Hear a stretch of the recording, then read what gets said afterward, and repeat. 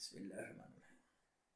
Cigarette نوشی کے حوالے سے سوال کیا گیا ہے کہ سگریٹ نوشی کا شرعی کیا حکم ہے، سگریٹ پینا جائز ہے، ناجائز ہے، کیا ہے؟ دیکھیں، سگریٹ پینا جو ہے، یہ سگریٹ نوشی کرنا یہ حرمت کے زمرے میں آتا ہے، یعنی یہ حرام ہے۔ اس کی تین وجوہات ہیں۔ سب سے پہلی وجہ یہ ہے کہ یہ جو سگریٹ ہے یہ انسان کی صحت کے لیے مضر ہے۔ دوسرے نمبر پر اس کے اندر انسان کا پیسہ ضائع ہوتا ہے، سگریٹ نوشی سے پیسے کے ضائع ہونا لازم آتا ہے۔ تیسری وجہ، اس کے اندر نشہ آور جراثیم ہوتے ہیں، منشیات کا اس کے اندر اثرات پائے جاتے ہیں۔ اب تینوں جو صورتیں ہیں یہ اپنی اپنی جگہ پر حرام ہیں۔ سب سے پہلے ہم بات کرتے ہیں کہ اس سے انسان کی صحت پر جو اثر پڑتا ہے اس کا شرعی حکم کیا ہے کہ ایسی چیز استعمال کرنا جو انسان کی صحت کے لیے مضر ہو تو یہ اپنی جگہ پر حرمت کے زمرے میں آتا ہے۔ اللہ تعالیٰ فرماتے ہیں کہ وَلَا تُلْقُوا بِأَيْدِيكُمْ إِلَى التَّهْلُكَةِ کہ اپنے آپ کو ہلاکت کے اندر نہ ڈالو۔ اور اگر ہم دیکھیں کہ جو خودکشی ہے وہ اس لیے حرام ہے کیونکہ انسان اپنی زندگی کے جو ایام، زندگی کے جو دن ہیں ان کو کم کر دیتا ہے، جو اللہ تعالیٰ نے لکھے ہیں اس کے اور مقدر اس کا لکھا گیا ہے اس کے اندر وہ کیا کرتا ہے، زیادتی کرتا ہے اور وہ اقدام قتل کرتا ہے۔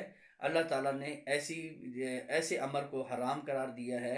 اور یہ جو سگریٹ نوشی ہے اس میں اگر ہم وزارت صحت کی حکومتی طور پر دیکھیں تو انہوں نے مہر لگائی ہے ڈبیا پر کہ یہ جو سگریٹ نوشی ہے یہ بالکل انسان کی صحت کے لیے مضر ہے۔ اور اس کی اگر ہم تحقیق کریں تو اس سے پتہ چلتا ہے کہ سگریٹ نوشی یقیناً انسان کے جو دل کی تکلیف ہے اور انسان کے اندر جو پھپھڑے ہیں اس کو کمزور کر دیتی ہے اور اس سے انسان کی زندگی جو ہے وہ کم پڑ جاتی ہے، اور ایسے عوامل جو انسان کی زندگی کو کم کرنے کا ذریعہ ہوں وہ حرمت کے زمرے میں آتے ہیں۔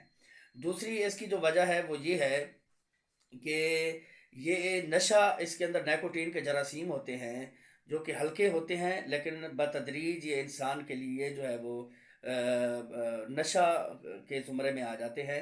اور آپ علیہ الصلوۃ والسلام نے فرمایا کہ جو نشہ آور چیز جس کی کثرت جو ہے وہ نشہ پیدا کرتی ہے اس کا قلیل جو حصہ ہے وہ بھی حرام ہے۔